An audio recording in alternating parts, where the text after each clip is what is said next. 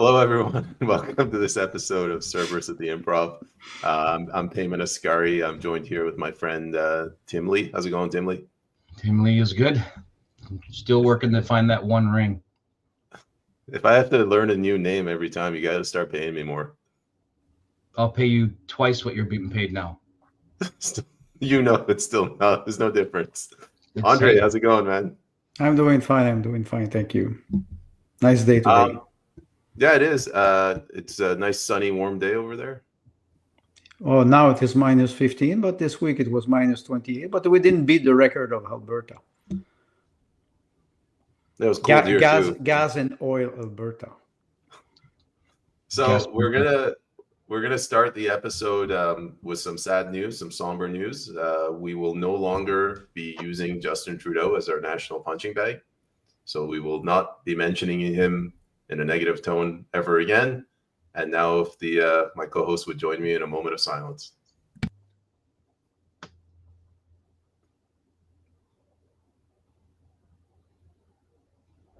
And moment's gone. All right, let's go. That was hard. I know. That was hard.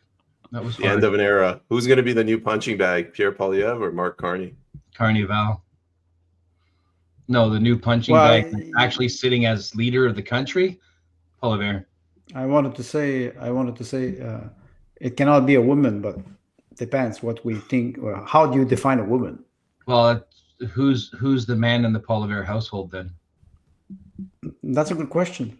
I mean, that's a good question, right? I mean, she is Latina, pretty damn strong, right? Yeah. Right out of the gate, we're already pissing off women viewers. So. No, I was saying a good thing. Well, it's a good thing. You can tease them a little bit, not too much. It's easier to tease from this side of the screen when there's not one standing behind me to smack me with a. Well, I referred to that last week with how to electrify the chair. I am getting that feedback loop where you guys talk while I figure this out. Okay. So, yes, I was talking about how to connect a chair with a red button and to help our viewers agree with our position. I was suggesting this week. I'm a master electrician. I can organize everything. Maybe I will need a little bit of help from Elon Musk, because you have to. Can we? So we can brand this, eh? Well, you can use Star brand and get a 3D print a bunch of buttons, and then you can send a DIY wiring kit to people who watch the show, and then they can wire it up themselves. And we'll have an episode specifically to do that. And we'll sell our little buttons for $39.95 plus $39.95 shipping. Wait, well, no, $39.95 plus tax. Plus tax. And if it is in the US, you have to add the 25% tariff. So that's nobody will buy in the US anymore. Are they zapping us, or are we zapping them? I think they're zapping us. No, I'm not. I don't want to do this, man. Just right now, with all the sexist comments we've made, we'd probably zap it. But it's finished. It is finished. Our career is over. Yeah. But we're not the only one who said that. Anyway. Yeah, but we've agreed that we're shutting down when Trudeau leaves, right? Yes, we did. No, I'm sure we'll get more shenanigans from more shenanigans. But we lied. Right, but I didn't lie. We embellished. Oh, yes. Totally agree. So why don't we start with the leadership circus of the Liberal Party? It wasn't bad enough that we had Carney, a central banker. Now we got this guy, Michael Clark. Well, phenomenal guy. I really like him. He strikes me as a populist. I wish he was running for the People's Party. But now he's talking about a moratorium on immigration, and my head just exploded when I heard a Liberal candidate say that. That's interesting. That maybe that there might be a set of Liberal MPs who were actually Liberal and not Marxists. And now that Trudeau no longer can throw a dossier of the bad stuff I got over you, get in line, that now some of them might actually be acting like Liberals again. Is it possible? Contain myself. There's that man right there. I mean, he looks kind of like a classical liberal. Put him in a Mac jacket and see what happens. I was gonna say if you put him in plaid and give him like an axe, he'd fit right in with a PPC. Right. I'd watch his how I built my own home from scratch with an axe. Yeah, I'd watch that channel. Andre, what do you think's going on? Well, no, you say he's a populist. Can a liberal be a populist? Well, technically, today's conservative in Canada more closely matches the conservative liberal. Sorry, classical liberal, right? So no, but why? It's because can a man be a woman? Can a man give birth? Can a woman have you know what I mean? I do. We're subverting reality. So I don't know this man, but he's part of the cult. Let me rephrase what Andre said. Like, is the Liberal Party salvageable at this point? That's a good point. My answer is no. But that's as a brand, and I think Andre is speaking to an individual who has been an ideologue for so long. Can they convert to another ideology and be genuine? You exactly express my mind. Yeah. Let me give an analogy. Like, you have a tooth and you've had a cavity spread to the root and you need a root canal, and this guy comes along and says, we need to brush our teeth once a day. That's the Liberal Party to me. That's a good point. How come? I don't know the man, but he was what? He was a backbencher. He supported. Did he speak in the House?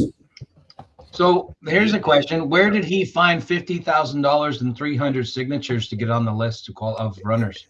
Wait, Tim. It is not 50,000. It is 300,000. 350.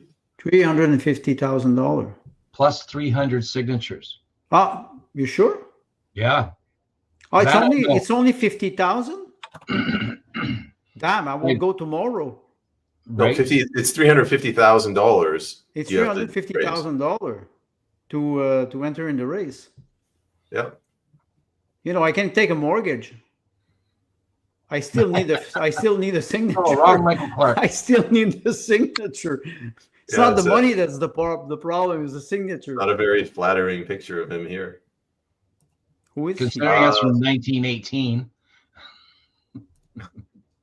You guys keep talking. Now we're squirreling on you because you got that on screen. The question is important. The financial question is important. It is $300,000. So $300,000. So you still need $300,000 that you will give away voluntarily and happily, even knowing that you will never be elected. Right. So I find that a bit interesting because according to an Elections Canada rules, a nominee for a candidate position, say in a local electoral district, their maximum is, I believe, $25,000, the maximum they can give. Whereas these numbers that we're getting appear to be the entry fee, and that's imposed by the party. But I don't know, right? And I don't know if Elections Canada permits that, because all of these things have to be reported back to Elections Canada and have to be acceptable according to principles put out in the Elections Act. Does that apply to a leadership race or only an election? There are Elections Canada rules regarding nominees competing for a candidate position in an electoral district. And for him to compete, anybody to compete for party leader, that would be constitutionally managed by the party's own internal system. But Elections Canada is still going to have things to say, because those financials must be reported as donations, and there are restrictions and qualifying conditions on the limits and types of financial contributions. So how much can you give per year to a political party in a leadership race? $1,725 $1,750 and for this. $50. And that's so one of three political entities in Canada is I can donate during an election. I can donate to the candidate directly. Outside of an election, I can donate to their electoral district association, which is basically a franchise of headquarters. And then two, you can donate to the national office itself, which you can do that at any time. So no, I understand, but the more you have people running for the leadership, the more you need money. $300,000 multiplied by what, 5 candidate or 5 people who are running. Fell swoop. $1.5 million. In what, a 1 month period? Tim, you look at the polls that the Liberal are just falling down. Where do they take the money? Tim, my question is sort of the same. Could SNC Lavalin donate $1 billion to the leadership race? No. Is it limited by it's not legal. It's not directly. There's the kicker. A company may not donate to a political entity. And so political entity is right, party, association, candidate. Well, what about Frank Stronach? Can he donate? If they change the rule to be a leader, you need to raise $1 billion. Can Frank Stronach give $1 billion to Mark Carney? Mark Carney already has $1 billion. If I was Stronach, I would put Belinda back in. Yes, that's a good point. Right? Because Belinda, you know, leadership races are not for peasants. Not for peasants. No. Which ordinary citizen could say, I will go and run for the leadership race, knowing that you have to put up $350,000 ahead that you will never see again? That's a mortgage. And you will, these are that's right. And if you have to take a mortgage, even if you're a very good candidate, a very good leader, very charismatic, and if you have to go to the bank and say, it's because I'm running for the liberal leadership race, your bank manager will say, well, good luck. Good luck. Good luck, Frank. Good luck. Wait, and you can cross the street. There's a bank on the other side. It's a Shylock. Maybe will help you. You're applying for a loan to join the Liberal leadership race? Yes, sir, I am. One moment. Yes, Mr. Carney. Yes, that's about it. So you want us to deny his claim? Forget about where did they take the money. Should you just tell him flat out yourself? You'd like to? Okay, here you go, sir. Carney will send somebody to take care of him. Right? Guys, look at this. This guy's not actually an MP. So what is who? Rob Clark? He's a citizen. No, Michael Clark. He's just a citizen. Liberal candidate. It's Michael Clark. He's Michael Clark. Yes, but he's a candidate. So he's not even elected. No, not yet. He's a candidate. So not yet, not ever. Right. I'm trying to get the right word. Rats. Poking the hornet's nest, biting the hand that feeds you. No, he's a plant. He's a distraction. This is logical fallacy stepping in right away, right? It says so he's a distraction. Where did he find? He's a fucking lumberjack with a DIY channel on YouTube. Now you're talking my language. That's parody. But what I'm suggesting is, where's he going to find $300,000? What about the old-time boomer liberals who think that Trudeau's made it too Marxist and they want their revenge? They're not going to use Michael Clark. Well, maybe they will use the other.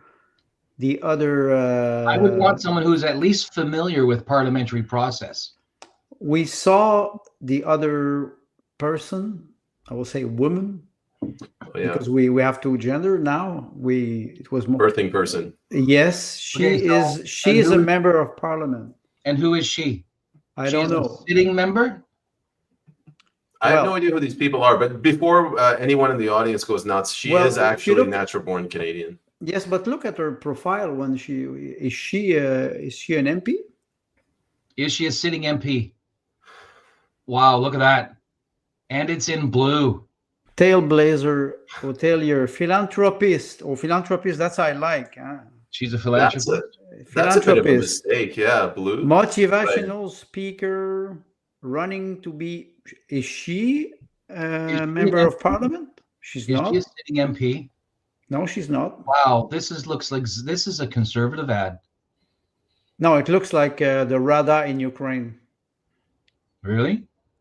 Well, look at the face. Oh, Christ. under my leadership. Under my leadership. But Oh, where well, does she come this- from? I don't know. Is she like related to the Kardashians? Yeah, I'm trying not to be mean, but like there's so much Photoshop going on here. You could make me look that beautiful. No, I don't think so. I Payman, disagree. it will not work. No. We can But try. then dream. but I it will not don't want us to swing into an R rating. Thank you. work. Who is Okay, so- Ruby? Dala. This is the subcontinent. Oh no, she's a Is she telling a good very. story?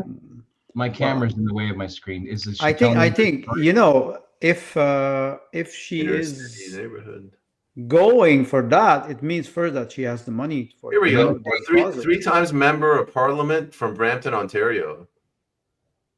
Also, what is that? That's Is that her or her mom though? Because usually you would think that would be the first thing on her page. We'll throw her name in. One moment. Let me just. When I was an MP, so Savior. I don't know. It's just, Oh, you want to go the Chat GPT route? Sure. No. no, but you know, maybe you will start to see some refugee who will run for the Liberal Party. He has an Instagram account. Well, that's for sure. Born in Winnipeg. The family's from the Punjab. Punjab, that's the 11th province of Canada. This woman got in 2004. I don't know anything about Punjab. She got in 2004. First Sikh woman elected to the House of Commons. And then she lost. I don't know. She lost in 2011. Lost her seat in she lost her seat. You know, it was the Orange Wave in 2011 with the NDP. So Dark times. and then she's back, or she's not a. She has been politically engaged since she was 10. At 10, she wrote a letter to Indira Gandhi after the Golden Temple Yeah, but I mean, like event. I wrote a letter to Santa Claus once. You know, it doesn't make Yeah, but me an aviation Indira Gandhi's real, and Santa. Oh no, we better not tell people Santa Claus is. Santa Claus did not do a sit-in in India. No. So Holy crap, lady! Brevity. Like what is? So hold no, on. no, brevity. No, Brevity is not important when you're preaching the gospel. you know what will be Telling a interesting, story, right? She's telling a story, and her readers will read the story. The people who she wants to attract will read that story. Okay. It seems like you're navigating into like Tim, the Kardashian family. Can we just This is new gen. Right? new gen? This is new gen politics. What were we talking about? I don't know. That was a rabbit trail. We apologize. I'm so happy that I'm old. Yeah. Okay, so let's bring this back. Carney is still gonna win, right? Like, No, Carney will be crowned. It's not. He will not win. He will be crowned. Will be crowned. Coronated. Well, look at that. Coronated. A commenter on the side notes that Clark got the 350K, but not the 300 signatures. So I think the signatures is harder to do than the 350K, because if he's a plant, right? If he's then 350 grand is nothing for Carney's people to put up. So if you're creating the illusion of a competition, right? But 300 signatures, that's a trick, because we all know that from our own political experience. Signatures is no easy thing. Self-governed. How do you know that? I mean, if you're getting $350,000 and you're already a candidate, you should have your 150 signatures or 100. Yeah, but they wouldn't qualify because this is internal. Remember, this is not necessarily, he's not submitting these 300 signatures to Elections Canada. This is internal constitutional adjustment of the Liberal Party itself. Right, but the 300 signatures, they just have to be of Canadian citizens, right? No, they would probably, well, I would make it harder. I'd say they have to be from your own district. Can I make a comment about, don't forget, it's the Liberal Party of Canada. Yeah. So everything is possible. Yeah. Carney will win. We expect that. Yes, I expect that. I can't speak for the other two. They're just here for the ride. Canada first, I hear you, but I'm going to keep using ChatGPT. There are some things for which it is convenient, but I'm not using it to make decisions. That's for sure.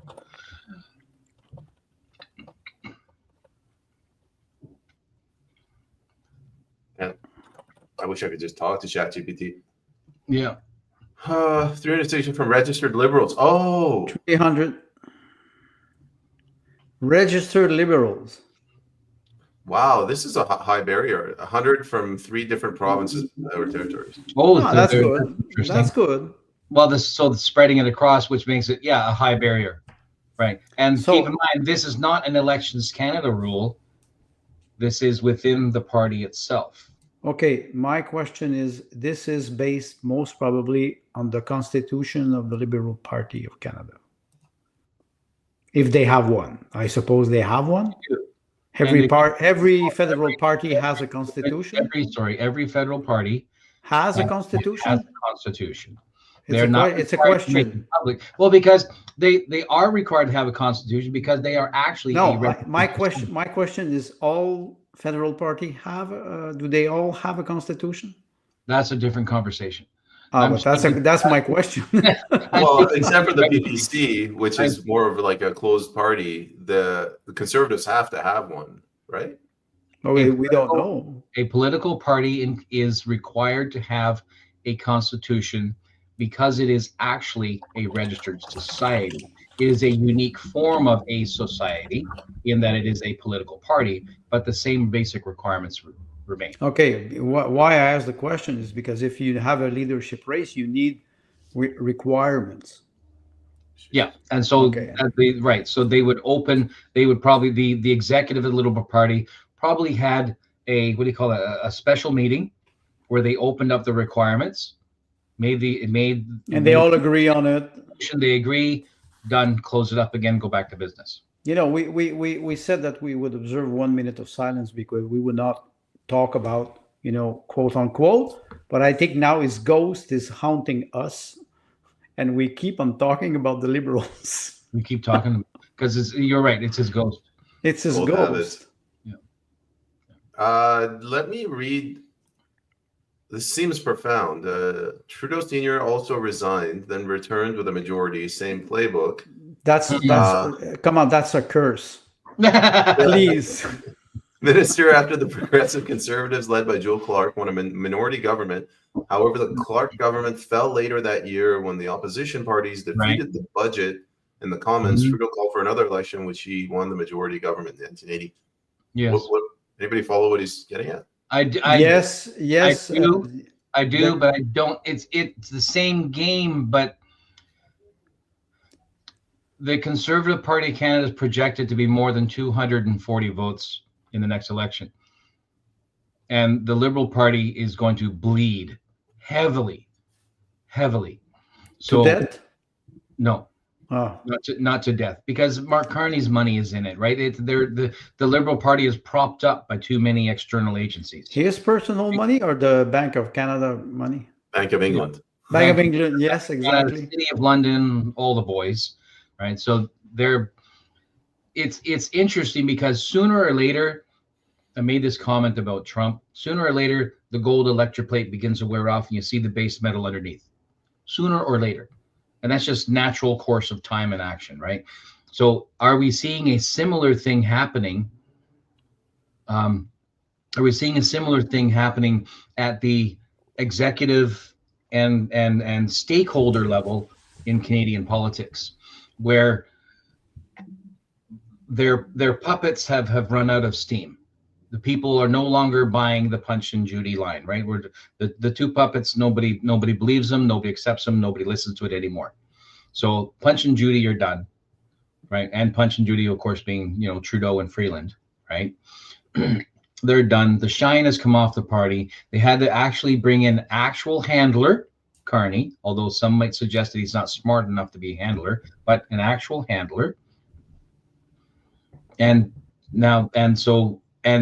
the handlers are not as smooth, right? Or not as prepared. Carney seems I would say not as fluid. Not as fluid, right? And the when you didn't get it. Not as no, fluid. not right. Okay. Not as it's okay. When the family has to bring in the Don to handle a thing, the Don just gets the job done. Doesn't care if anybody knows who he is or what he's doing. He just goes in and gets it done and then goes away again. So I think that the handlers and the stakeholders in the Liberal Party are moving into that position where they actually have to do something themselves because the party has completely crumbled under their puppets. Let me jump in. I stopped listening to you about 5 seconds in because I was self-governed sent me this link. Yeah. Another way of phrasing it is the younger generations are coming up, even younger than me, 20, 30, and they're pretty fed up with the boomers. I don't like using that for phrase. It's fair. But their view is the boomers caused this problem. Yeah. That's them. Like there's a lot of anger. So like the old way of doing it is kind of out. They view all of these establishment politicians as being in the pockets of the boomers. Way. I don't agree with that because boomers is a category of the mind, and when you talk about young generation, they arrive without knowledge. So they want to run in office, like Timothy says all the time. If they have a business, if they have a family, if they have values, they can start to think about running the country. Before that, they're too young. It took me 35 years just to think that maybe I could run. And now you have people who arrive without any life experience, and they pretend that they can do better than the previous generation. So history is always repeating itself. Yeah. You cannot categorize boomers or a young generation. You have some young people who are very skilled, very educated, but don't forget one thing. We have 41 million people now, about 20 million voters. And again, you have 60% of the population who do not vote. If we would analyze all the statistics, who is not voting, maybe we would find some surprise. Maybe there's a generation of young people who do not vote. Yes, you're right, because they are fed up. But what are they proposing? That's the real I'll give you an example. I'm not disagreeing with you, Andre. This is what I'm hearing online. This gentleman, he's agreed to go on a space on X. These two girls, two chicks in politics, they bring on every politician and they ask them questions. They had me on and he agreed to go on to their show. I don't think Carney or Freeland or any of those people would go on that show. Like to them, we the people are beneath them. You know, we're peasants. Yes, that's what I was saying at the beginning. They don't hear us. Do you remember the phrase of George W. Bush after 9/11? He was saying at the night of 9/11 with the Bible, he said, either you're with us or you are with the terrorists. And at one cocktail, financial funding cocktail, he said, people say that you are my elite. I consider that you're my base. It means under that does not exist. So they don't hear us. Invite them, even if you're starting to be popular, I would say more popular in the sense that you have more viewers and people start to follow you. Invite them. They will not go because they don't even hear you. You try to write to an MP a polite letter. They don't answer. They don't hear us. And polls, you have polls, you answer polls. It's a machine.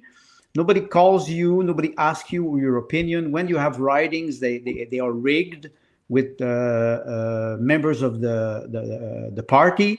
So you cannot have a real debate. And you have this gap between those generations. So where I see this, there's a lack of political investment or commitment from every generation now, because they saw what was happening. I would not throw the stone at any generation. I would say now we are at a point where it is the system that is this, like Tim says all the time, the system is good, but nobody believes in it anymore. All the structures are good, but you don't believe in people It's in people that you believe in, not the system. The system has a structure, and then you arrive and you say, okay, I will vote for a person because that person can represent me correctly. That person has values, integrity. That's what we don't see now. We don't see it in the Liberal Party. I don't say we will see it in the Conservative because they were never in power since 9 years under Poilievre, for example. So maybe they will do a good job. We don't know. Poilievre is starting to backtrack on many topics since the assermentation of Trump. He's following the tide. The conservative movements are rising everywhere. So he's following the tides, and maybe we will have a good outcome. But what is coming now with the imposition of tariff and the way Trump is starting his mandate after 3-4 days, and he's a showman, so it's easy for him to do a good show. He will just continue. But I saw Trump was a little bit tired physically. He's an old man. He's 78 years old. He has a lot of energy, but he has to rest too. And he will have to rely on a good administration, a good staff. Yes. Does he have this good staff? Yes. I don't know. Time will tell. Yeah. I'd like to respond to Sean Dugan's comment about the boomers. I agree with that comment. There is a group that blames boomers. I am 56, so I was born in 68, so that puts me 3 years into the Gen X, so right on the cusp. You're just out of it. Me, I'm a boomer. Right. I kick you out. Right, so I'm right on the cusp. And my adult children, 3 of whom are over 30, call me a boomer all the time. So I think it's not pejorative. It's for teasing. It is for teasing, but I hear people in their 20s and 30s completely skipping Gen X as a group on which to apply blame for their current woes. And I think, and I appreciate that. I'm getting there. It's human nature to blame someone, especially faceless someone's, because I can dump vitriol on an idea. I can dump vitriol on a group. No, right. It's yes. The point is, I don't think, and this is my actual my thought on this. Boomers are only partly to blame because it is my generation that got us into this shit. Well, my generation, the 40s and 50s and early 60s that are in power in the last 10, 12 years, 15 years, are the ones who were writing the policies, the ones who are writing the laws, the ones who are managing the bureaucratic processes, et cetera, across the country. So the younger generation is pointing at boomers, but they mean us because they're young and they don't think anybody lives past 40 anyway. Well, 200 years ago it was true, but you said yeah. I would already be dead. You said one thing important, Tim. Gen X were and are in power. Were you in power? How many people will manage this power or did manage this power in the last 20 years? It's always the same figures. It's always the same people. They go around, the concept of revolving door. They go out from the parliament, they go into private sectors, they come back, they lobby. So we have this all the time. We cannot attack a generation in particular. We can attack individual, meaning making them responsible for what they're doing. And they're not accountable for what they're doing. That's why I say we cannot criticize one generation. We can maybe emphasize some heavy tendencies, but we have to identify a real individual who are responsible. It is the 338 members of parliament who applauded the NSS Galaxy soldier. It is 300, and so this is a fact. This is not, it is a fact. So are they accountable for what they did? No. But people, they see it. They see it. They see what they're doing. And this is why maybe we have a smaller turn it into voting. Yeah. It might be misplaced anger. They're really angry at the welfare state, and the argument goes like this: these people, boomers born in the 60s, they were handed life on a silver platter. They had every opportunity, and they just squandered it by making government bigger and bigger and bigger, and they put us into debt. So it's just easier to go after the boomers than Gen X or something. The debt started in 1972 with the abandon of the gold standard, and for Canada, it coincided with the arrival of Pierre Trudeau. That's the first thing. The second thing is when we look at the expression boomer, it was because there was a power failure in New York, and that's a reality. Yes, that's true. That's true. And when you don't have electricity, what do you think you do? So the baby boom is based on after the Second World War, the industrialization, what they call the American dream. A man is married, 2 children, he has a car, he's a blue collar, he has a house, he mows his lawn every Saturday like all his neighbor. That was the concept, 1948 until 1960, something like this. So you have a generation which is 12, 13 years. And after that, the demography started to stabilize. Right. And then you have, like Timothy said, the X generation who did not have the same opportunity because the growth was not there. But don't forget, the growth was based on debt. Today, the American growth is you have $1 of growth for $5 of debt. Yeah. You don't have growth. It is deflation since 25 years. Since the beginning of the 21st century, we are in deflation mode. Just look at the gold. Do not compare money, currency between each other. Compare it with gold, or I would say core, hard industrial value, coal, zinc, silver, iron, industrial process. If you compare this, you will see the difference. You will see all currencies are going down. And the wealth that goes with the currency goes down as well. So the Gen X suffered a lot because of that. Opportunities were not that good. In 1982, the interest rate for a car loan was 22%. So the generation that arrived there and wants to buy a small car has to pay 22% of the interest, and it lasted for a couple of years. After that, it started to stabilize. So we cannot propose a generation like this. Andre, you have a fan, Canada First. Yes, I know. I have. That's the only fan I have. Yeah. So that's the only fan I have. But I think it's important. Sorry, Tim. Go ahead. Yeah. Sorry. Perhaps in an effort to avoid putting people into silos at which we can, shoot at, we're looking more at what was happening in that period of history in which that particular group felt the greatest effect. For example, 73 oil crisis.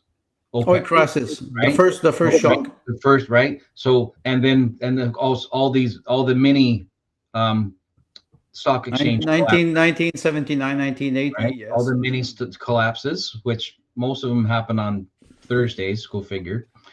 The so and these caused fundamental shifts in how families made ends meet.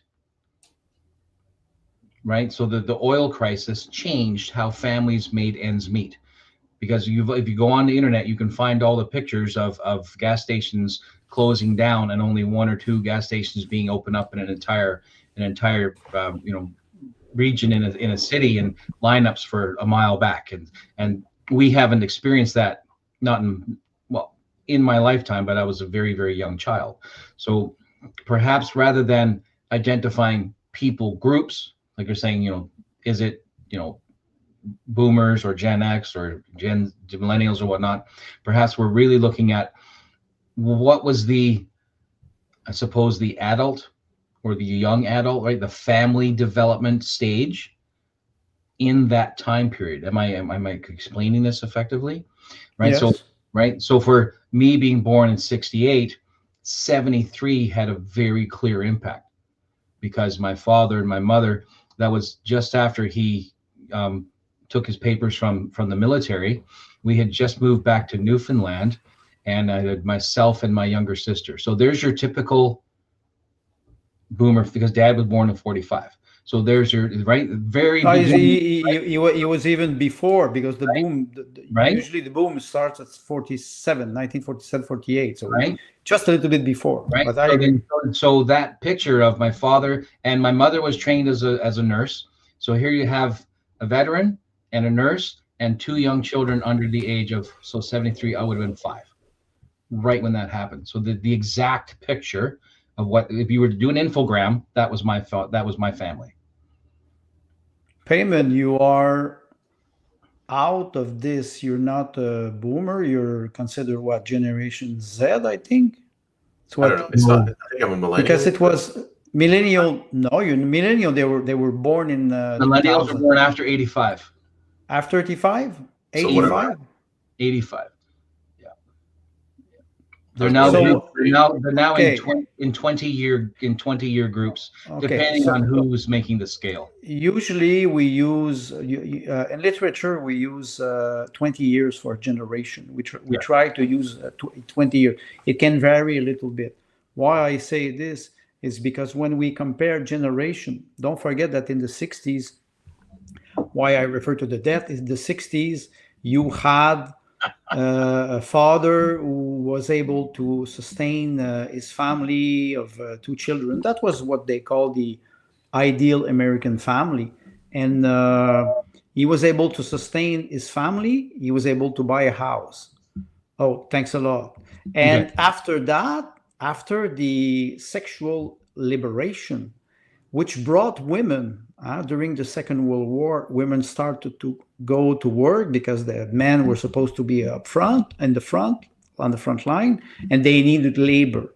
Then after that, 1960, 1962, 1965, with the sexual liberation, women stayed on the market, putting wages down, because there were more people on the market. That's very well documented economically.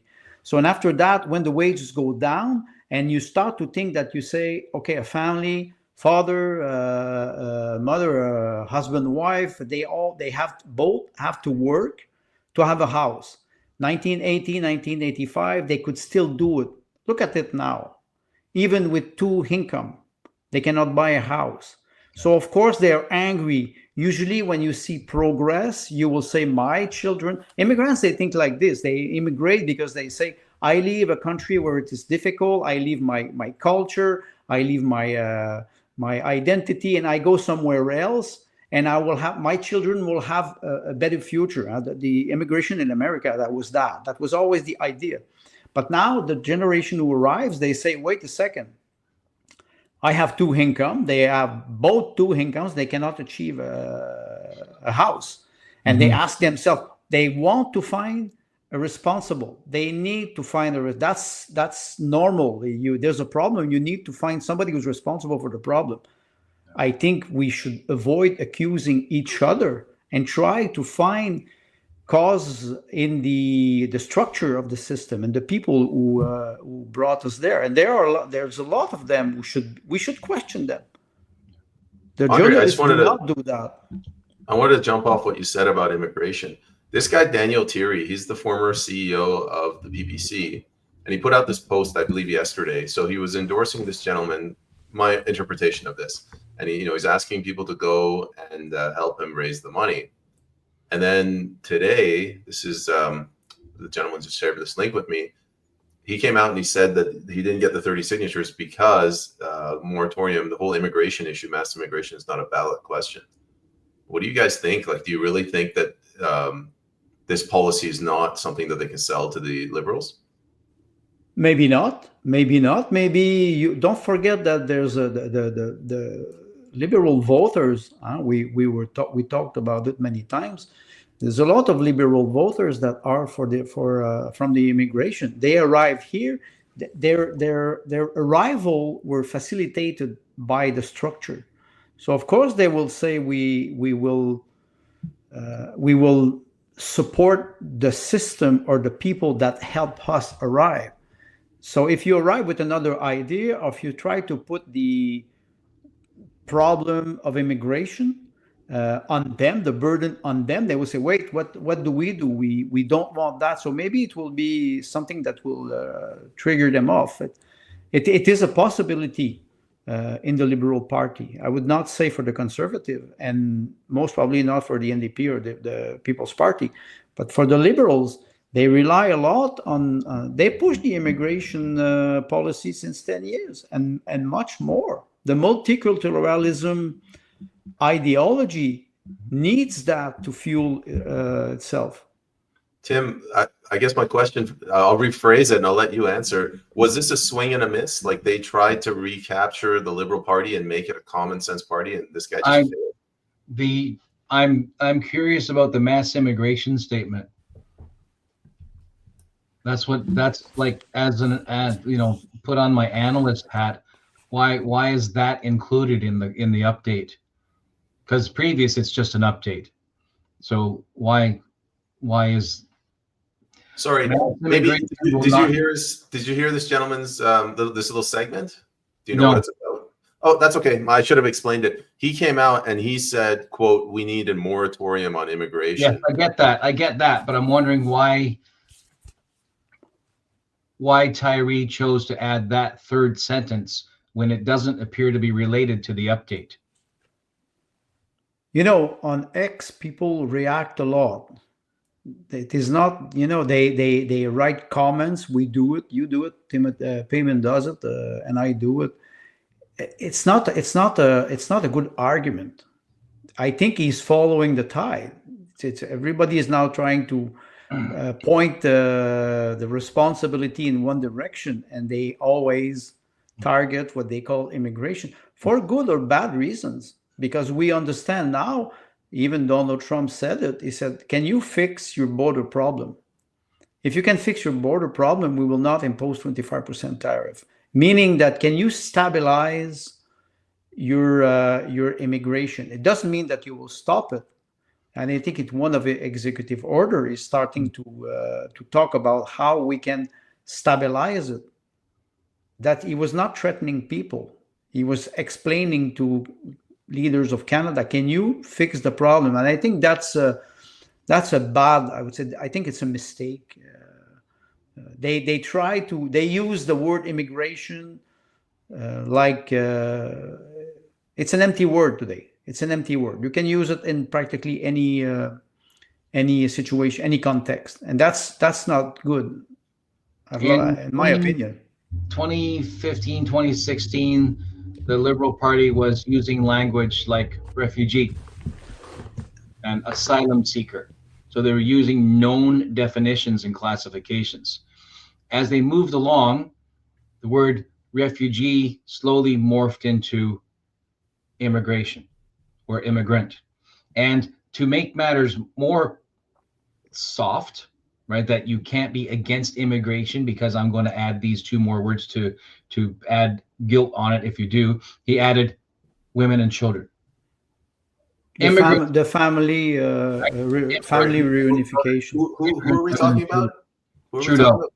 The one who we wouldn't talk about him because he's dead. Don't mention his word. They broke the rules. You got to put $1 in the swear jar. Right? Yeah. So the language over time has changed to a point where when Trump points at the actual original meaning, illegals crossing the borders, that the House of Commons, because they've all adopted the new language, don't recognize the old language. Yes, you are right. The language or the vocabulary is changing. And you are right, because when you look at the last 10 years, just before Trudeau, we could compare the demography, and we could understand also that because we're not procreating anymore as much, and it is a problem in all Western countries, they rely on immigration and I would say legal sorry, it's a Freudian slip. They rely on legal immigration to compensate for that. But then I agree with you. They integrated those refugees. 2016 it was Syrian refugees seeking asylum here because they were refugees of war. And they always integrate more and more categories. And after that, it was temporary foreign worker. After that, it was students. And then suddenly, you don't recognize the concept anymore. They're just called migrants. They change, and it is always according to the United Nations definition. Yes, they follow this United Nations definition, and that's very important.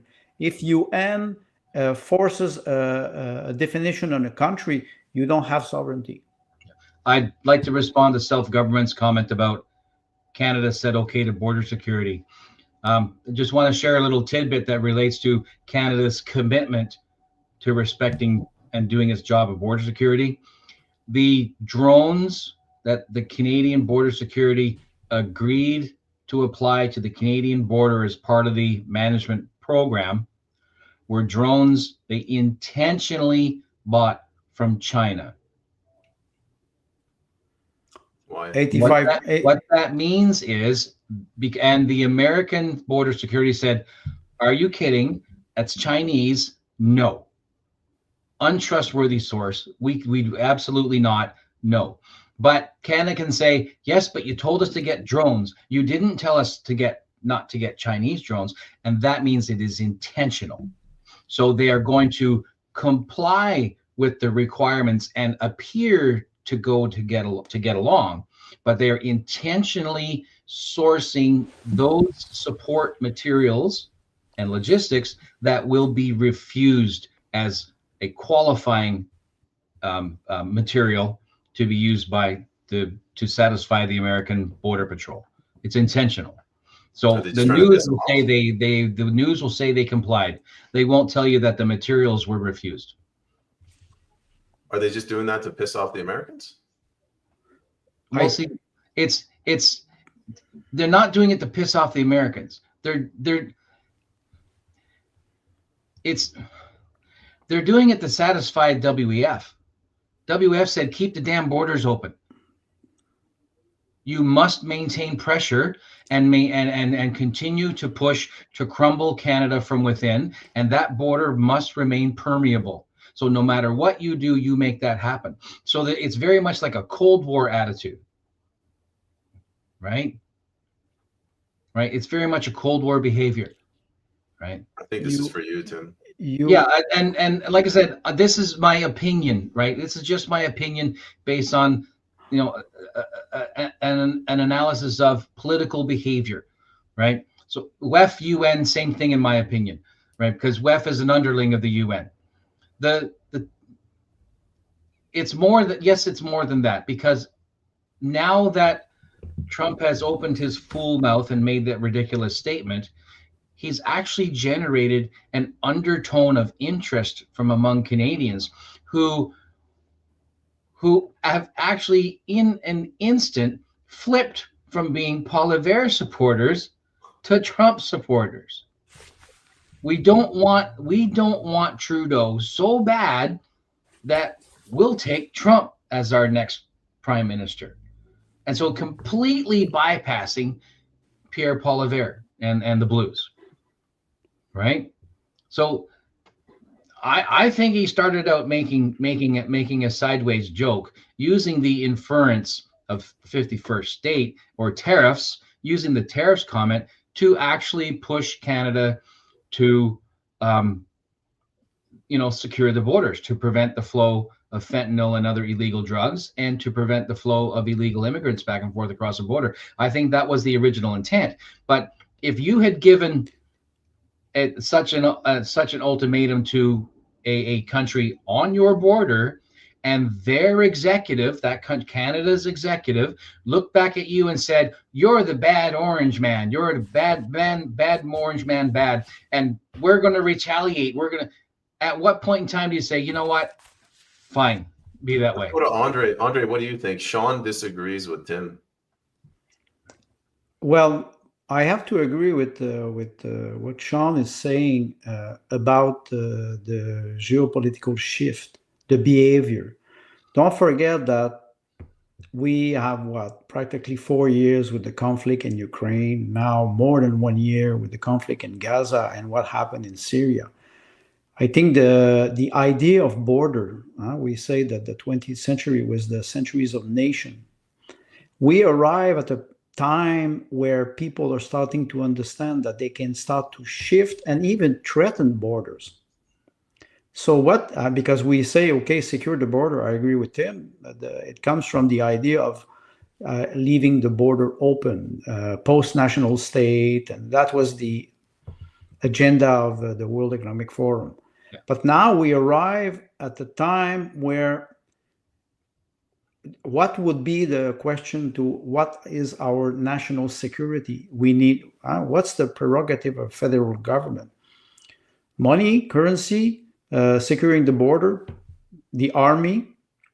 And I think Trump understood that if Canada does not fix a border problem, which would be the first one, that's how commercial balance is another one that's very, very problematic. It's very hard, the commercial balance between Canada and US, and Trump pointed out very when he mentioned it, he nailed it.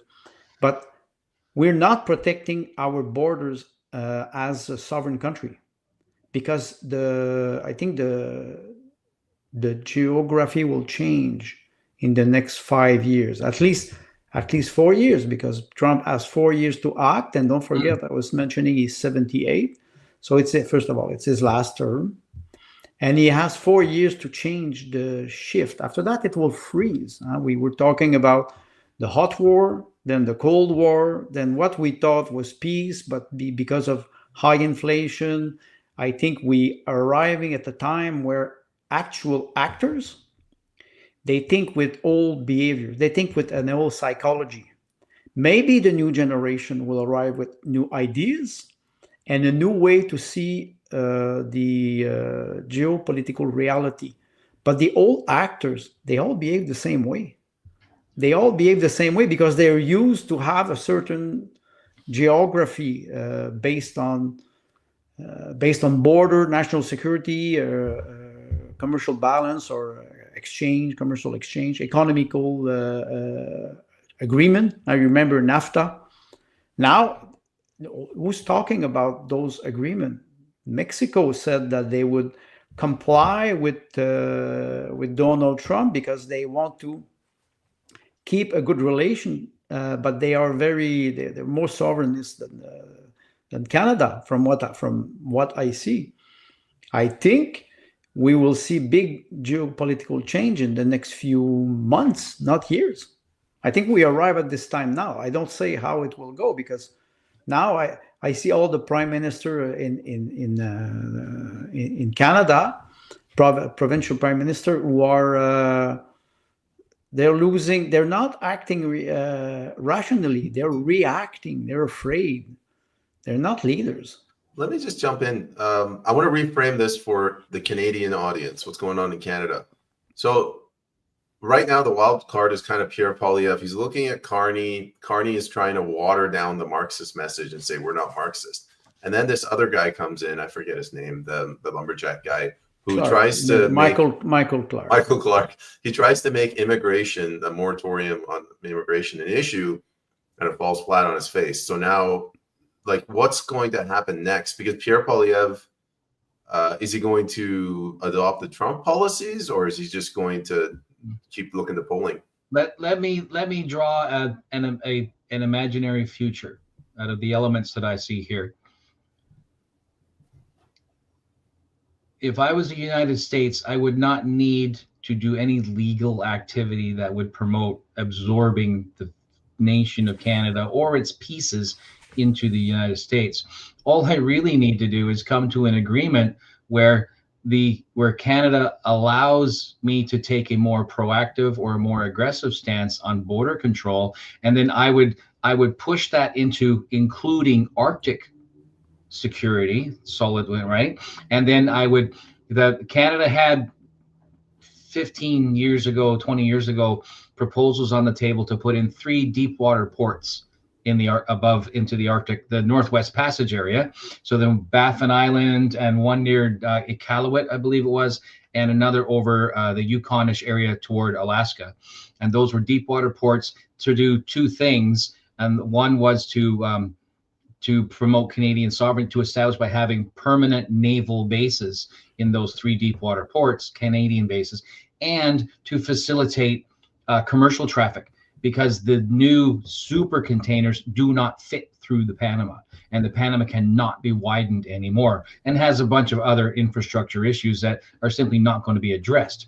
So what is of more interest to me than the 51st state concept is if the United States says, hey, we'll fund as part of NATO, or no, NORAD, right? As part of NORAD. That's a good distinction. NATO and NORAD are 2 different right? things. This is the new DEW line, right?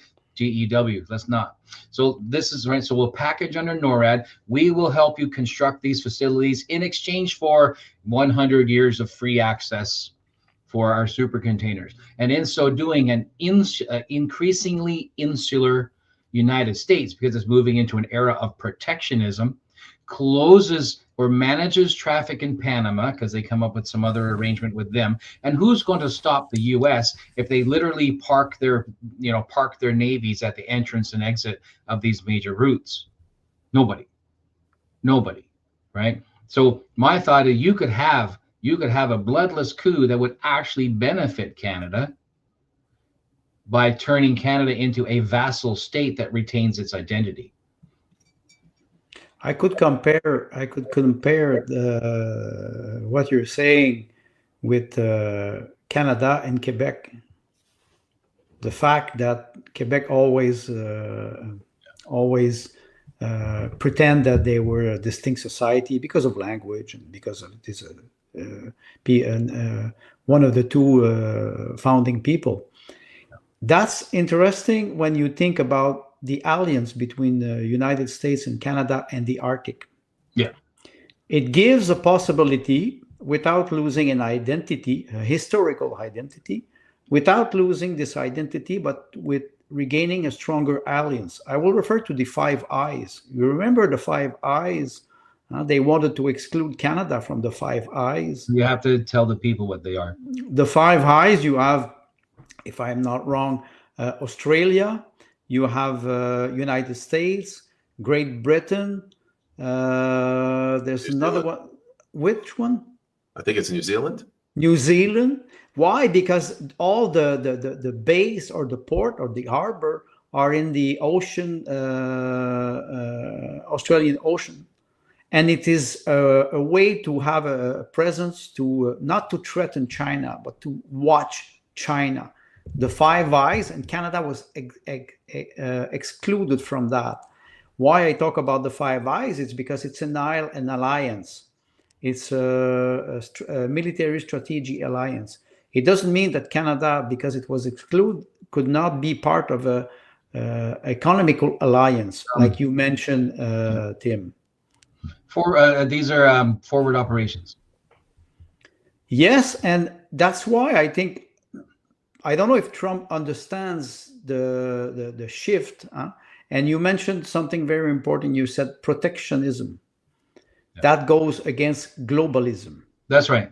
And those and Trump started in his first mandate. You remember the famous MAGA movement was about Make America Great Again. It was based on under protectionism. When they signed the treaty with Canada and Mexico in 2018, I think it was based on mutual exchange, but commercial balance. Look at the commercial balance of Canada now. We are in deficit a lot. And Trump is saying, wait, you're not fixing the commercial balance. If we would have a balance exportation and importation level, maybe he would not act like this. If he's threatening 25%, it's, I think some of the viewers, one viewer said it's not only the fentanyl and immigration, it's also economy. So the idea, if political leaders in Canada were more aware of that, I will not say not intelligent or incompetent, they were more aware of that, they would work together with Donald Trump. But they hate him so much that they are not rational. Yeah. Scott Moe is not rational. François Legault was never rational, but that's another statement. Maybe Danielle Smith was rational. Maybe she was the only one who was trying to be rational with Donald Trump, saying, we are neighbors. Why we don't work together? So if they would understand that with a greater alliance, they could be more strong economically. I have to admit, Pierre Poilievre showed a map, I think it was on X, about all the projects, the gas and oil projects that were not developed in Canada since 2010 or 12. The liquid natural gas in Quebec, there were many projects that were not developed, by Keystone XL, we all remember. They were not developed because of the United Nations agenda on climate change. Now, people are taking out those maps and they say, oh, we have to develop those projects. And I think the push of Trump is there. In one executive order, he restarted the exploration of gas and oil, and he renamed, what's the name, Gulf of Mexico for Gulf of America. So he's untwining all the policies of globalism. I would say that would be an opportunity for Canadians. Will our leaders see it? My answer is no. I'd like to expand on Governor's comment about 51st, using 51st, that language. And I get it, want more than a continued vassal state. So let me look at this from a business and executive position in a supplier, a business to business relationship. So we look at, and Trump is a businessman, so perhaps he's considered these things. So the United States is a very major consumer of Canadian product, Canadian raw materials. So as a supplier, so here's your business, the business of the United States of America, and Canada is a supplier of that business, right? So then let's say Canada as a supplier continues to convert into WEF and UN policy, and that policy puts the supply chain to the business of America at increasing risk. So, right, not just the border ends up being it's and I get that the border is not, so the tariffs is maybe a little closer to what he's really looking for. He needs to secure Canadian supply, because as he pulls away, and he doesn't have to stop being part of the UN. I don't think it's useful because they're a permanent member of the Security Council. Security, right? I don't think I would ever leave that, because nobody will. Right? Why would you, right? So you get to be sharing King of the Hill. Certainly right? Not China or Russia. That's right. But can certainly become more and more protectionist in their business and trade philosophy and relationships. So a 51st is, I don't know, what do you call that, a dog whistle, or or is it encoded, whatever these, so that what's really happening may be that the Canadian supply chain to the US will become increasingly at risk, because Canadian supply policy is the UN policy, which corrodes secure logistics, right? Okay, so the vassal state. And yes, you're right. We have been a vassal state probably since, the gold standard. So that's Pierre, right? And if he can secure if he can make economic concessions from Canada that push against their own UN policies. I can make an analogy between, and you will find this interesting, I think. In Europe, Ukraine, and in America, Canada. We always referred Quebec to the attic of United States. Quebec and Canada is the attic. It is where you keep the grain. Look at Ukraine.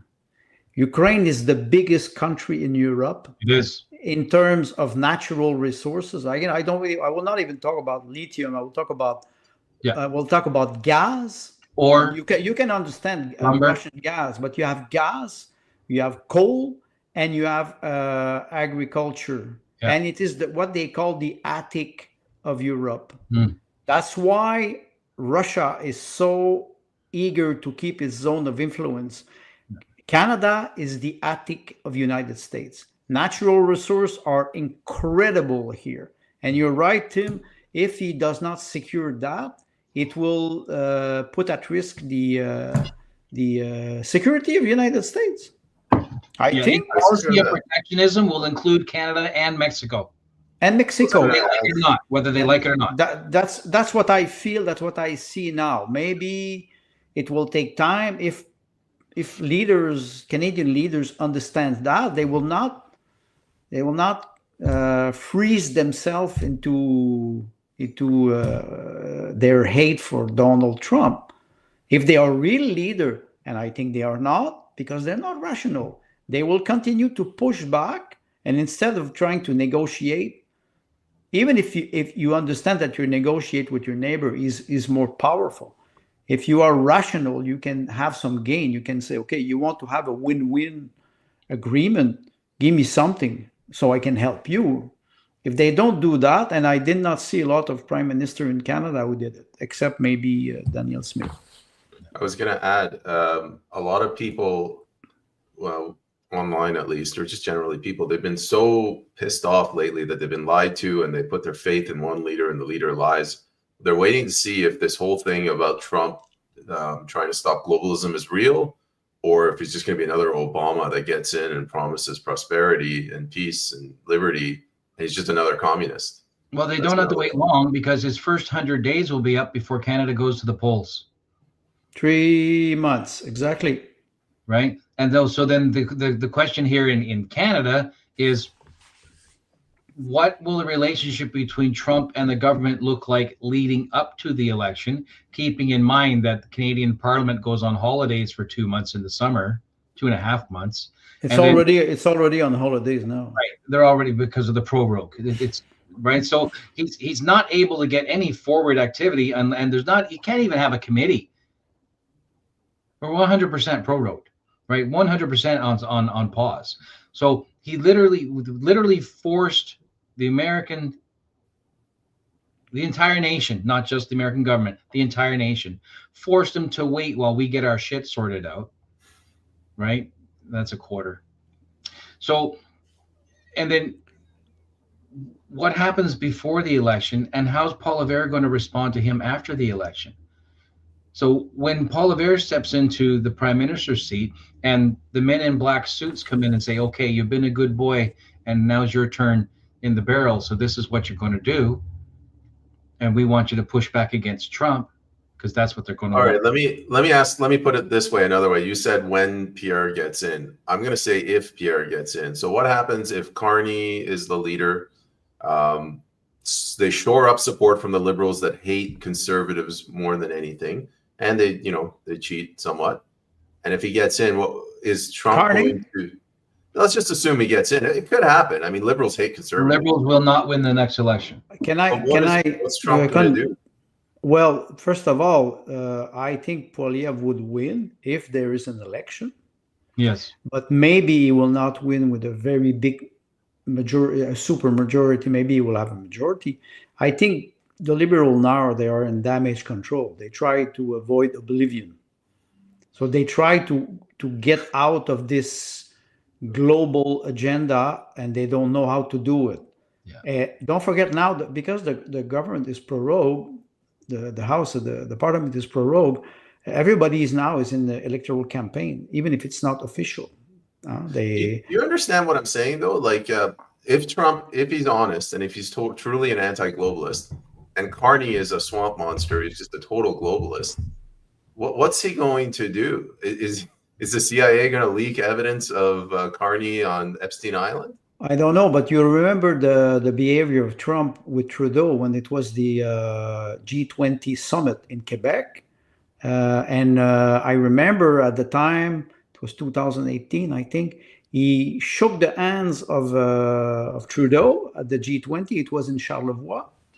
And when he was on the Air Force One, Trudeau made a comment about Trump. And Trump was extremely angry about him because he said, fuck, I just shake the hand. Sorry, I will put 25 cents. Not 25. You have to, it is American dollar. So I just shook the hand of the man and he stabs me in the back. That was 2018, if I remember, just a little bit before the pandemic. So, and since then, Trump has made campaign because after that he lost or they robbed the election. But for 4 years he was making campaign. Nobody could have beaten him in 2024 because it was what he was making campaign since 2020. Yeah. He was writing everywhere, always in the media. Everybody was talking about Trump for 4 years. He was not an elected president. They were talking about him. So you can imagine Carney, he arrives as a globalist, and he will face a man that has not only won the House, he won the Senate, he won the popular vote, and he won the Electoral College. He has all the power he wants in front of a globalist who will arrive with a very, like I say, skeleton in the closet. He will eat him alive and a bear, raw meat. So Carney meat. To watch he will not let him go away with this. Right, carnivore. He will not let him go with this. A very active session come after our election this fall. Are we about to watch Canada and the U.S., some sparks actually start flying? We already see the sparks, but there's no pilot in the pilot in the plane now. And regarding provincial U.S. relations, you should not mention that. If Smith wanted, if she really, really wanted to endure the pushback of the federal government, she could make provincial relationships, the business relationships, infrastructure, logistic relationships with the Americans to supply resources. You mean Daniel Smith? Daniel Smith. She could do it because the Constitution permits it. But right now, headquarters, the Liberal government has seized control of provincial jurisdiction under the Constitution. But she could make a legitimate fight out of that. And if she were to win that fight, how would that work though in practice? Like you got a pipeline, it goes all the way down the border. No, the energy is a provincial prerogative. Yes. Francois Legault this week, which always put foot in his mouth. But Alberta it's landlocked. Like the border is federal. And everything no. The contract, the energy contract, it is signed by provinces. It's signed by Hydro Ontario, Manitoba Hydro Quebec, Energy New Brunswick. When they sign contract, it's provincial. It has nothing to do with the federal government. So how does the federal government in practice block it? Is it just bad? The only way to block it is to actually cut off their CPP payments or to cut off their what's that other word? Transfer payments. Oh wait, they don't get any. Right. And how does she respond? She cuts off the tap. Right? Well, so the money tap, no more transfer payments. Bye. Exactly. And how legitimately forces the Constitution open and goes straight to Supreme Court of Canada. That's another issue, the Constitution. So when you talk about the energy payment this week, Francois Legault said that we could suspend the export electricity delivery to the U.S. and Trump said who said that they would suspend the exchange of exportation of oil, and Trump said, we don't need your oil. So you cannot tread the beef if you're the frog. You can try. You will look like a fool. They premiers now in Canada, they look like fools. Except again, like I say, Danielle Smith. I think she's the one maybe who understood what was going on. Yeah. Maybe she doesn't have any self-governed. This would be my consult.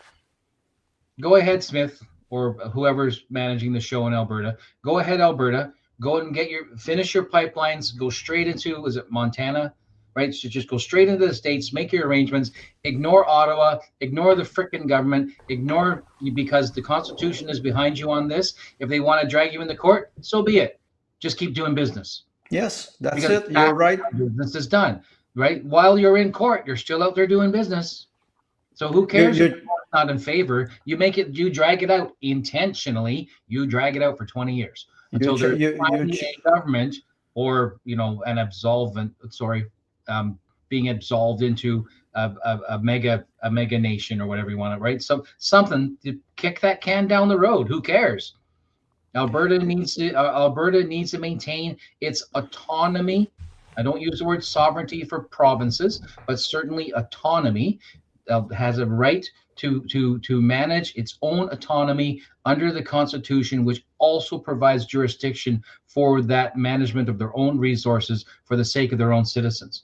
And it permits provincial to relations with other countries, including the United States, which is right on its border. And the United States would stand up and say, here's some money to help you get it going. Right. That's a good pipeline running down from Alberta down toward Texas. There's several other branches in the Midwestern area, but a lot of that was light crude, I believe, for conversion into light crude.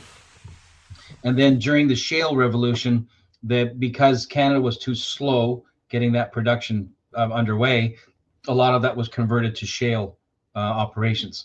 But that line is still there. So who cares about court? Go do it. No, I agree with Tim, and the fact that we can challenge the Supreme Court. There was a comment about going to court. We see it all the time. Provinces, they challenge the Supreme Court. Now they're going to the federal court, and I don't know if they will go to the Supreme Court with the gain of capital, because the government says we will implement the gain of capital tax, and now they are challenged. The federal court said yes, we will accept the case. Yeah. So it means that the government is losing not only its legitimacy, it's losing its political power, and you can arrive with intelligent leaders in province who will start to do a bilateral contract with states. Don't forget, the United States, it is United States. You have the federal government and you have states. And they are, like Timothy said, they are autonomous or sovereign. I think the Constitution of Canada is similar to that, except for maybe the First Amendment, the Second Amendment, free speech, and or the impeachment of the leader. But for the rest, we have sovereign provinces or autonomous province with a lot of power under a federal structure. That's the concept of a federal structure. It does not forbid province to do business with states. It does not. And if they want to challenge, if the federal government wants to challenge that, they will have to reopen the Constitution, and that's what they don't want to do. Sorry, guys, if you saw me clicking away. These are good questions. The comments are great. I had our agenda. I was going to bring up Max Fawcett. He's like a Liberal Party influencer, and he attacks Alberta viciously. And recently, he attacked Alberta. I couldn't find it. He said all of this argument that Alberta is the backbone, is what's propping up the Canadian economy, is a lie. Where does that argument come from? That Alberta's economy? For me, it's the GDP per capita. It's. I saw that comment. I think you published it, and he was talking about 3.5% of the GDP was oil and gas. He was saying that. I read that, and after that, I started to do a little calculation. when you think about the GDP, do not forget that all the industrial process, whatever they are, they need natural resources. They need oil, they need gas, they need electricity, industrial process, healthcare. Can you have healthcare or hospital and surgery without oil chemistry? You cannot. You rely on plastic. You rely on compound product.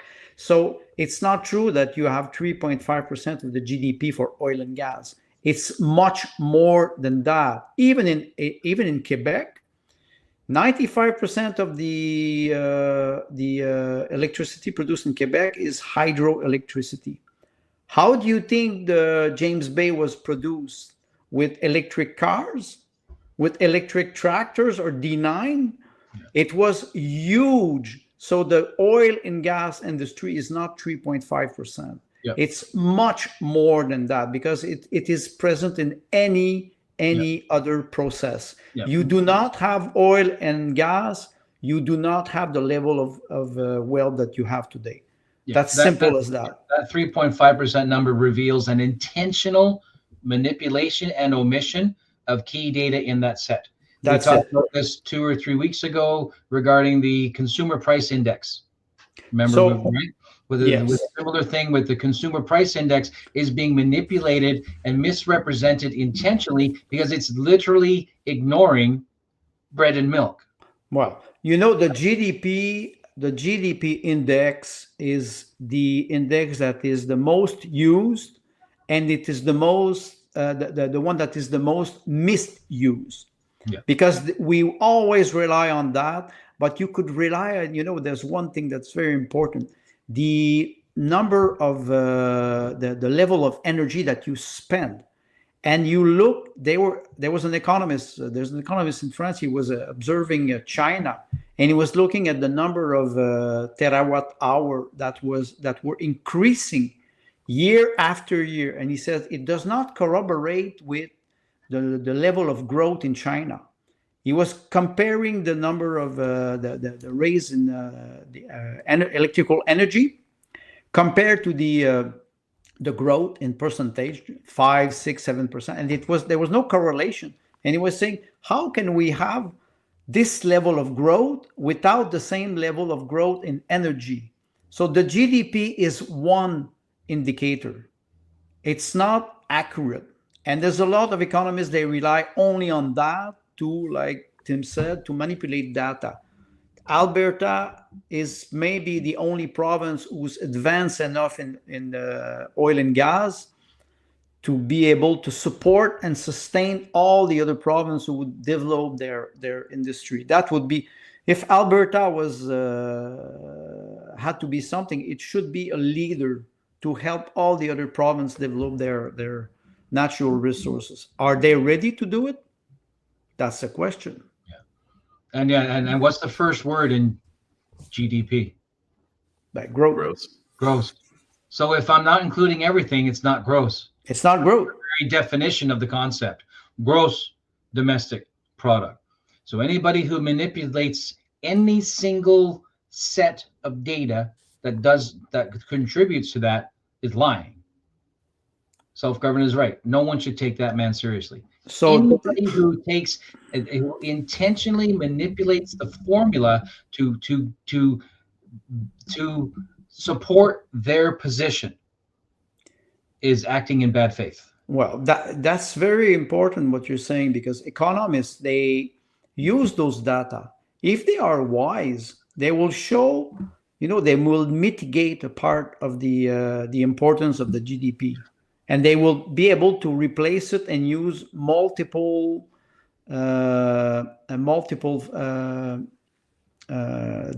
multiple table with many other data to corroborate. Why I was referring to China, it's because this economist was trying to see why China was always declaring 5, 6, 8% of growth when the consumption of electricity was not following. So a good economist will start to analyze the data, just not present them to manipulate opinion. This guy hates Alberta. Yeah, and that's I don't know where he lives, but he has I'm guessing Ottawa. He has a Canadian flag. Toronto. If he hates Alberta, why does he hate Alberta? Because it's a gas and oil producer. Well, maybe that's where his dad went to get cigarettes and beer 5 years ago. Because I think it's important. Don't forget what Tim was talking about, protectionism against globalism. It will mean that in the next 5 or 10 years, 15 years, oil companies, they do not develop their discoveries. They do not develop them until they secure the investment. Yes. It's a 10, 15, and 20 years development platform, drilling platform, tankers, harbor, liquid natural gas. They need investment. If you give a bad signal, you say, okay, target 2050. I'm sorry, it's in 25 years. It goes very fast. If you do not give them certainty or guarantees so they can develop their industry, they will not do it. Yeah. They will just not do it. They will not invest billions of dollars to develop something that they will not, especially with the ideology right now. Norway is a good example. I'm going to throw you guys a bone and you can run with it. I'm seeing this a lot online amongst the younger generation. They're getting more politically active. And there is a push towards command economies, towards authoritarianism. So the argument starts with, how do we get to EVs? How do we get to charging stations? How do we change from a gas economy to an electric economy? It's not whether we should. It's not whether we have the right. It's we will do this. It's how we're going to do it and get out of the way. Forget they can say the how they want. It's me. I say why. That's simple. Yeah. If you don't answer me correctly, there will be no how. Yeah. That's simple. That's a state. They can quote me on that. That's a statement. There will be no how. We will not go there. What's left of it so much is motivation, right? That's the why, right? What's There's left no rationality. So much of this public discourse on this Marxist public discourse, the big media public discourse is the assumptive sale approach. You're lagging behind. You're supposed to be here with us. This is where we're going. Get on the bus. But there's no, like you said, there's no why. So the first question is, what is their motivation for saying the things that they are saying? And if they won't give it to you, then it is suspect.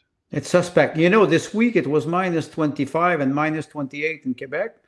And Hydro-Quebec finally admitted that they would have a lot of problem to sustain the demand, the peak demand. And there's a ban in the fireplace in many cities in Quebec. And there are some cities who are banning natural gas. And now people are starting to be very angry because Énergie, which is the company that supplies the gas in Quebec, is saying that going all electric vehicle or relying only on electricity to supply energy in a Nordic country, it is completely stupid. So now they're starting to backtrack, and it's not the government who will backtrack; it's the people. They're starting. The mayor of Quebec City said you will have to register your fireplace or your stove, and you will not be permitted to use it if we have a smog alert. People, they say yourself, and they do it anyway, because when it is -25, 55,000 people in Montreal this week did not have electricity for 12 hours when it was -25. Do you think it was funny? I'm not laughing at you. I'm laughing at something. No. But why I say this? It's according to what Tim said. You don't tell me why, there will be no how. That's simple. Tomorrow I don't have electricity. I will heat my fireplace and I will cook with my gas. And your climate change ideology does not stand. And simple as that. And Payman's phrase, command economy. That's the motivation. That's the motivation. Climate change is not the motivation. Climate change is the vehicle, right? Climate change is the paint, right? It's to make it, to get me to, that's the amygdala, right? That's the emotional response. The goal is command economy. You cannot have you cannot have a Marxist administration without a command economy. Exactly. All you have to do is look at the heartland of Russia and to look at Ukraine and go, that's what happens when you have a command economy. The clash between now NATO and Russia is there. It's there. Russia is a natural resource country, and Russia is a civilization, and Russia is self-sufficient. So they will not bend down to the global agenda. Yeah. Not on energy. The USSR era, the command economy of the Soviet Russia is what caused heartland Russia to suffer and Ukraine to suffer. We have a command economy in Canada in healthcare.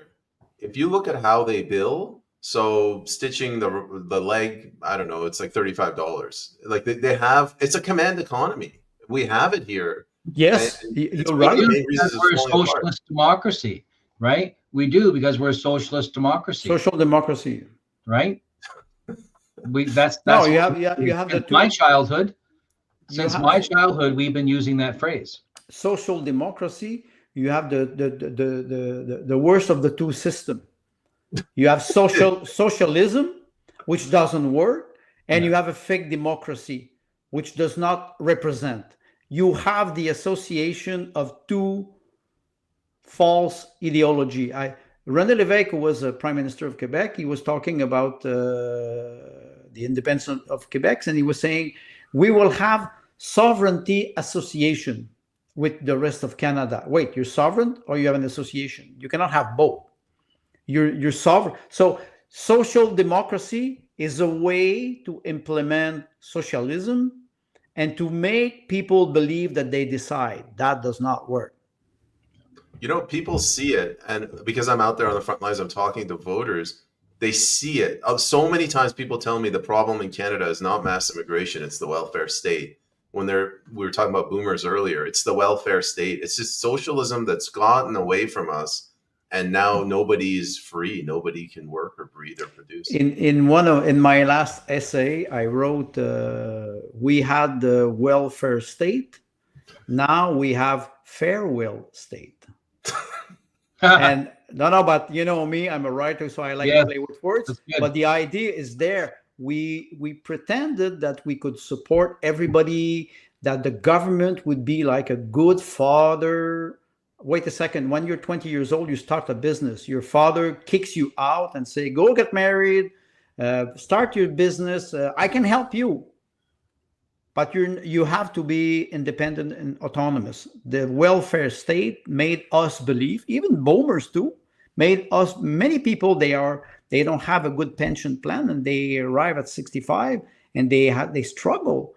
And that's sad, because you see some people, they arrive, they work 40 years and they did not supply their pension enough because they thought that they would rely on the welfare state. And now the welfare state says, sorry, there's no more money.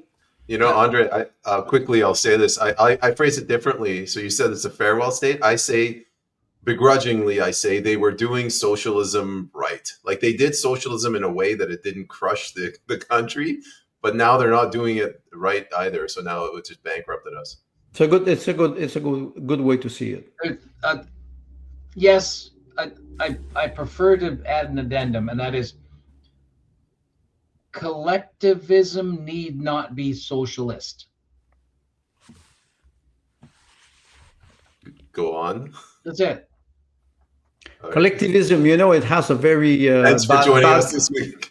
Collectivism in Soviet Union had a very bad connotation. Yeah, and I understand. But I do agree with you that it is not socialism. Yeah. Are you talking about socialism. Community? Yes. Well, a commune need not be communist. Well, or not what's communal, right? As long as there's choice. well, I forgot the word, but you don't want also to be to have a ghetto. It's important that you are able to share with other people, but where's the balance between where you share and when you have freedom? Like Tim said, the province, they have autonomy, a very strong autonomy under a federal jurisdiction that is supposed to respect those jurisdiction. Yeah. This is not what we're seeing now. Not in Canada, and I'm not sure we see it in the United States either. Ottawa does not respect provincial jurisdiction and has stolen elements of provincial jurisdiction. And the provinces don't have the stones to exercise their provincial jurisdiction because they're satisfied with the scraps that fall off the Ottawa table. The non-withstanding clause, how you call it? That's now there's a standoff between Canada and Quebec because we have the law 21 in Quebec with that will reaffirm a secular state respecting gender ideology, and Pierre Poilievre, who declared that there were only two genders in Canada. I think he just discovered that. I'm so surprised. Transition, and now it's some leftists in Quebec. They're very angry about Poilievre. They're always angry about Poilievre, but now they have another reason to be angry about him. And they say that maybe they will use the notwithstanding clause to fight the federal government and the Supreme Court over this secular law in Quebec. So it is starting. We will start to see it maybe on energy. So then this is Marxism putting on the mask of secularism in order to maintain its position. That's it. You named it. Right. What was that? Come on, you're the author, writer. What was that Churchill quote about the Soviet Union? A riddle and a mystery and an enigma. That's basically Quebec. I have no idea what's going on in there. I remember that. A riddle wrapped in a mystery, wrapped in an enigma, I believe it is. Yeah. And basically he's making a joke about the dolls. I did not know that. You mean the Russian dolls? Yeah. Yeah. Matryoshka. Because Churchill was a master wordsmith as well. Right. So he named the individual dolls in these, right, the nesting dolls, named them riddle, mystery, enigma, and put them inside of Russia, or put Russia inside of those. In Russia, so Russia's the smallest doll. Russia, well, yes, that's a good analogy. Wrapped in a mystery, a riddle, and an enigma. I don't know which order those are anymore, but wrapped in. So it's like an onion. It has layers. Yes, but it has no core. Yes. All right, I think we've officially run out of steam. I can just refer to Quebec and Russia. When my wife arrived here in 2013, she's from Russia. She's from Soviet Union, and one day I was very angry about the state of the road. It's full of bumps and it's not well maintained, and the healthcare system is collapsing. And I said, "Shit, I want to leave this province because." I will go live let's go live to Russia. At least it's a socialist. She said, you don't have to go to Russia. Quebec is a socialist province. I said, and I have many Ukrainian and Russian friends, and they all say, why do you think in Quebec? Says, because it's a socialist province. We are nostalgic of Soviet Union. Nostalgia, right? So that shows a little bit what they call the difference in Quebec. They want to, but we're not that. We are different culturally, but economically, we're not. We have great natural resources. We could share those natural resources, and we could learn from Alberta, and we can learn from other countries. Like when I was working at Hydro-Quebec, we were doing exchange with Manitoba Hydro. Because Manitoba is hydraulic. There's a lot of electricity there. So we were exchanging knowledge. That was incredible. You can imagine you would do this when you would develop the liquid natural gas in Quebec. You would have a lot, instead of having Indian coming from India. Tata Steel was in the north of Quebec with their engineer from India. They were not even hiring engineer from Quebec. Yeah. You can imagine, you say, okay, wait a second. We will develop liquid natural gas in Quebec, and we need engineer from Alberta. Can you supply them for us? Can you bring them to teach us how to implement our industrial process? That would be a great way to share knowledge. Yeah, and that speaks to another problem that we have, and that is our interprovincial trade is an absolute mess. Yes.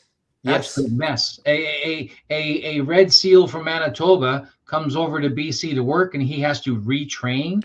It is not possible to see this. It's ridiculous. We have more barriers between province that we have between Canada and United States. Right. Yeah. So there you go, Payman. It's easier for Alberta to sell oil to the Americans than it is to sell oil to Saskatchewan. It is.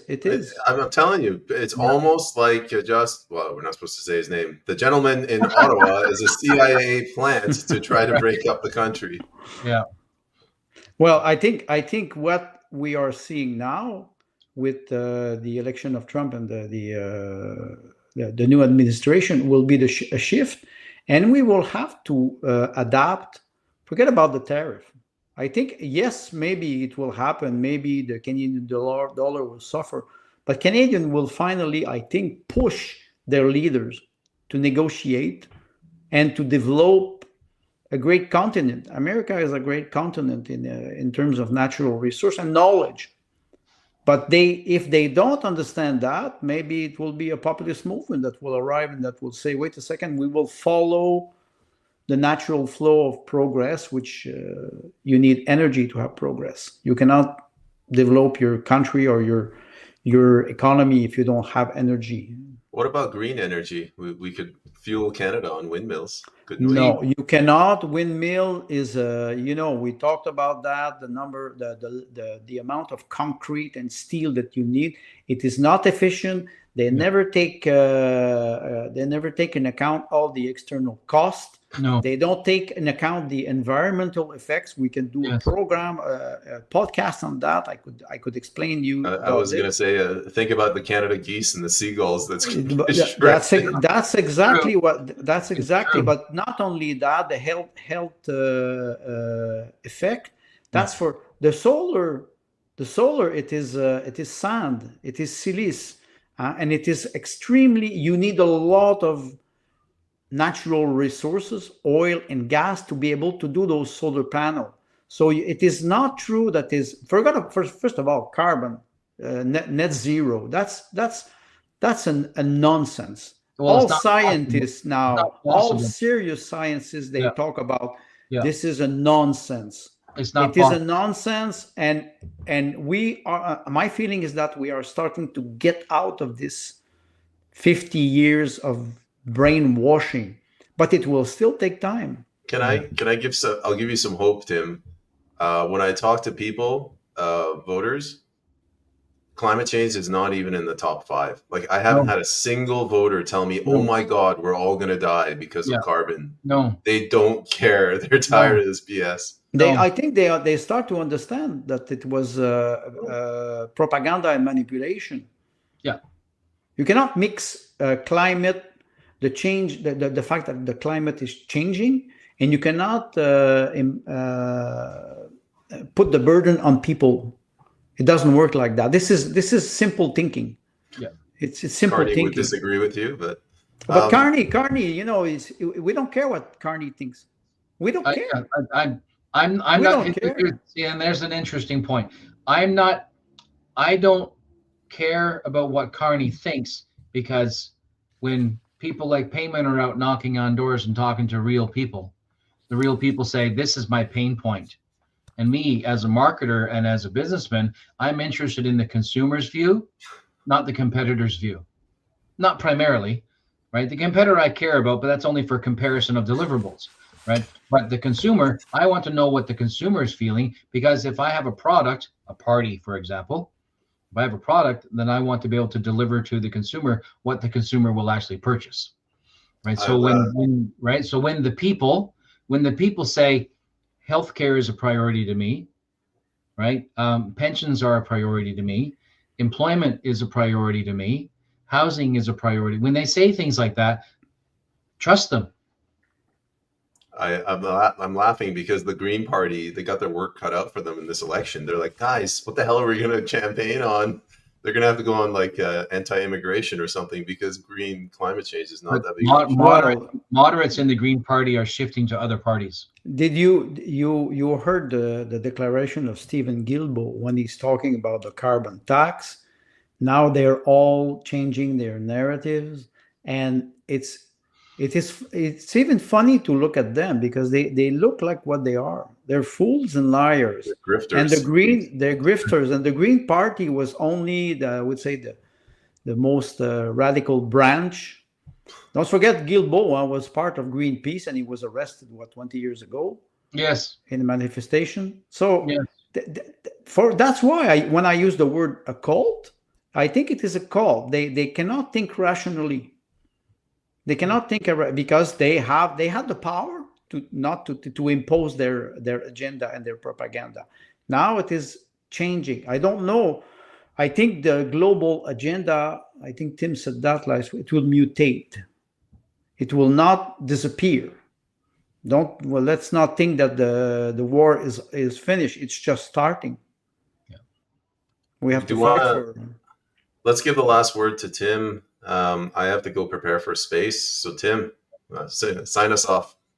The same basic principle we have is we look at these ideas, and a lot of it seems to be much, much bigger than what a single individual will ever be able to change. But if you get involved local in your local community, right, become part of your civics locally, become part of a ball team or a hockey team, coach, participate, support.